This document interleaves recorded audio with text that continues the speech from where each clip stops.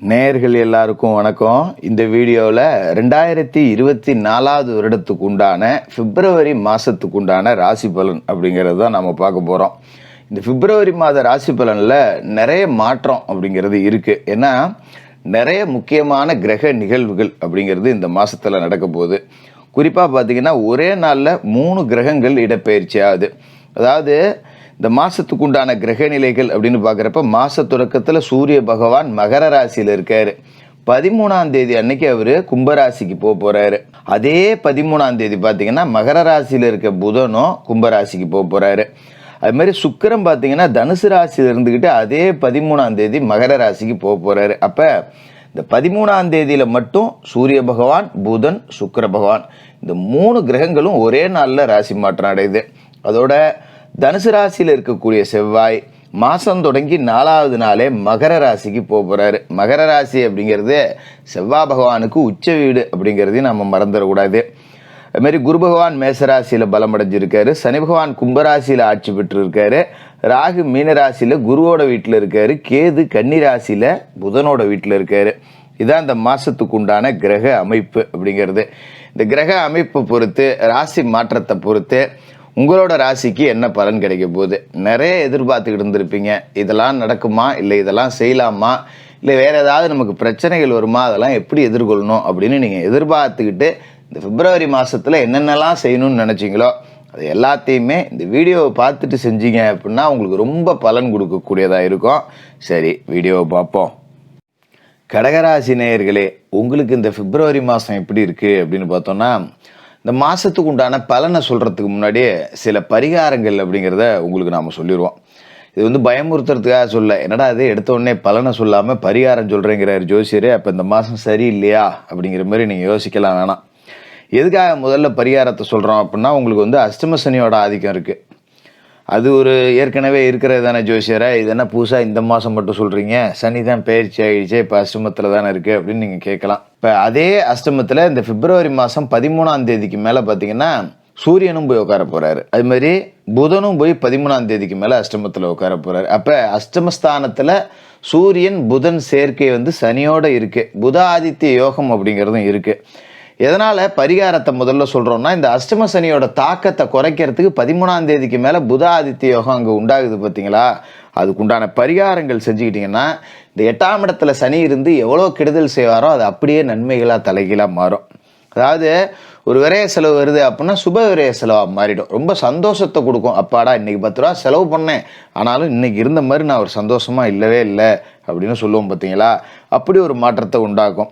மறுபக்கம் பார்த்தீங்கன்னா குரு 10ல் இருக்காரு. 10ல் குரு பதவியில் மாற்றம். இந்த பரிகாரங்கள் செஞ்சோன்னா நல்ல மாற்றமாக மாறிடும். தீய மாற்றம்ங்கிறது இல்லாமல் நல்ல மாற்றம். உதாரணத்துக்கு எடுத்துக்கிட்டோன்னா, இப்போ ஒரு 20 கிலோமீட்டர் தொலைவில் வேலை செஞ்சுக்கிட்டு இருப்போம். ஒரு டிரான்ஸ்ஃபர் 50 கிலோமீட்டருக்கு போகிறதுக்கு பதிலாக 20 கிலோமீட்டர்லேருந்து 5 கிலோமீட்டருக்கு வந்துடும். வீட்டுக்கு பக்கத்துலேயே வேலை கிடச்சிருச்சு அப்படிங்கிற மாதிரி.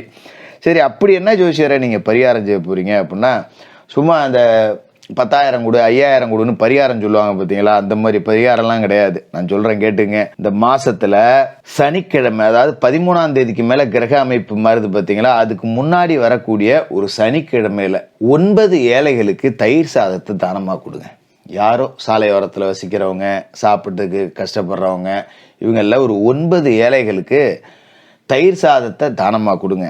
அதே மாதிரி முடிஞ்சவங்க யாராவது ஒரு 3 ஏழைகளுக்கு கருப்பு நிற ஆடையை தானமாக கொடுங்க. இதை செஞ்சிட்டிங்கன்னாலே அஷ்டம சனி அப்படிங்கிறதே உங்களுக்கு அப்படியே தலைகீழ் மாற்றத்தை கொடுத்து ஒரு மிகப்பெரிய வளர்ச்சியவும் உங்களுக்கு கொடுக்க போகிற மாதமாக இருக்கும்.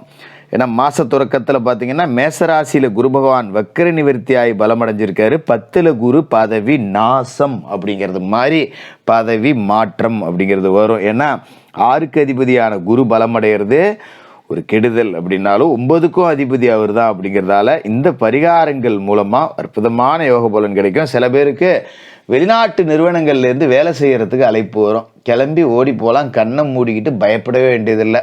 இங்கே இருந்து நாம் பிரச்சனை பண்ணிகிட்டு இருக்கிறத விட பிரிஞ்சிருந்தால் அன்பு பாச நேசம் அதிகமாக இருக்கும். 10 ரூபா சம்பாதிச்சுக்கிட்டும் இருக்கலாம். அப்போ ஒரு வெளியூரில் வேலை கிடைக்குதா போகலாம், வெளிநாட்டில் வேலை கிடைக்குதா ஓடி போகலாம்.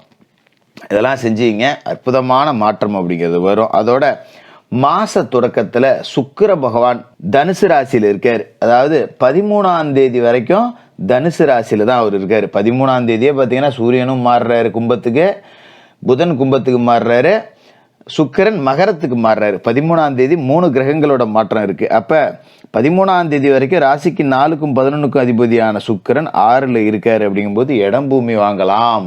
இவ்வளோ கஷ்டத்துலையும் நம்மளால ஒரு இடம் வாங்க முடியும். ஏதோ லோனை போட்டு நகையை வச்சு சீட்டு கட்டி ஏதோ ஒரு ரூபத்தில் ஒரு பிளாட் வாங்குறதுக்கு யோகம் அப்படிங்கிறது இந்த மாசத்துல இருக்கு. அதை சரி பண்றதுக்கு தான் இந்த பரிகாரங்கள் அப்படிங்கிறத செஞ்சுக்கணும். அதோட புதனும் பார்த்தீங்கன்னா மகரத்துல தான் இருக்காரு 13ஆம் தேதி வரைக்கும் சூரியனோட சேர்ந்துக்கிட்டு. அப்ப புத ஆதித்ய யோகம் அப்படிங்கிறது கிடைக்குது.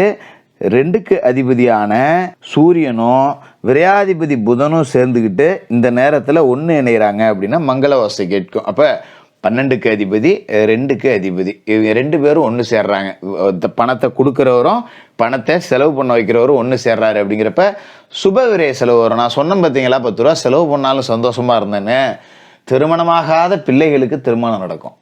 திடீர்னு ஒரு வரன் அமைஞ்சிரும். பல இடத்துல போய் என் மகனுக்கு மணப்பெண் பார்த்தேன், என் மகளுக்கு மாப்பிள்ளை பார்த்தேன், எதுவுமே அமையல. பொண்ணு பிடிச்சா மாப்பிள்ளை பிடிக்கல, மாப்பிள்ளை பிடிச்சா பொண்ணு கிடைக்கல, 2ம் பிடிச்சா ஜாதகம் செட் ஆகலை. இப்படி குளறுபடியாக இருந்த குடும்பம் இப்போ நல்லபடியாக ஒரு வரன் அமைஞ்சு மங்கள ஓசை கேட்கும். 10 லட்சம் செலவானாலும் சரி, 5 லட்சம் செலவானாலும் சரி, கடன் வாங்கி செலவு பண்ணாலும் சரி, ஒரு நல்ல காரியத்தை திருப்திகரமாக முடிச்சுட்டேன். என் வாழ்க்கையில் ஒரு முக்கியமான குறை இருந்தது நிவர்த்தி செஞ்சுட்டேன், ஒரு கடன் இருந்தது அடைச்சிட்டேன், இது எனக்கு சந்தோஷம் அப்படிங்கிற மாதிரி ஒரு அமைப்பு இந்த மாசத்துல கிடைக்கும். அதோட இந்த மாசத்துல முக்கியமான விஷயம் என்ன அப்படின்னா, 4ஆம் தேதி அன்னைக்கு மகர ராசிக்கு செவ்வாய் போறாரு. அது அவருக்கு உச்ச வீடு. ராசிக்கு யோகம் செய்யக்கூடிய கிரகமான செவ்வாய் உச்சமடைகிறது எல்லா வழியிலும் உங்களுக்கு நன்மை கொடுக்க போகுது. எத்தனாவது வீட்டில் உச்சமடைகிறாருன்னா 7வது வீட்டில் உச்சமடைகிறாரு. பொருளாதார நிலை அப்படிங்கிறதையும் அவரே உச்சத்துக்கு கொண்டு போயிடுவார். பொது வாழ்க்கையில் உள்ளவங்களுக்கு புது பாதை அப்படிங்கிறது கிடைக்கும். அதுமாதிரி சொந்த தொழில் வியாபாரம் செய்கிறவங்க, கமிஷன் தரகு ஏஜென்சி நடத்துகிறவங்க, பூமியை மூலதனமாக கொண்டு தொழில் செய்யக்கூடியவர்கள் எல்லாருக்குமே பெரிய அளவில் வெற்றி கிடைக்கக்கூடிய ஒரு வாய்ப்பு அப்படிங்கிறது பரிபூர்ணமாக இருக்குது.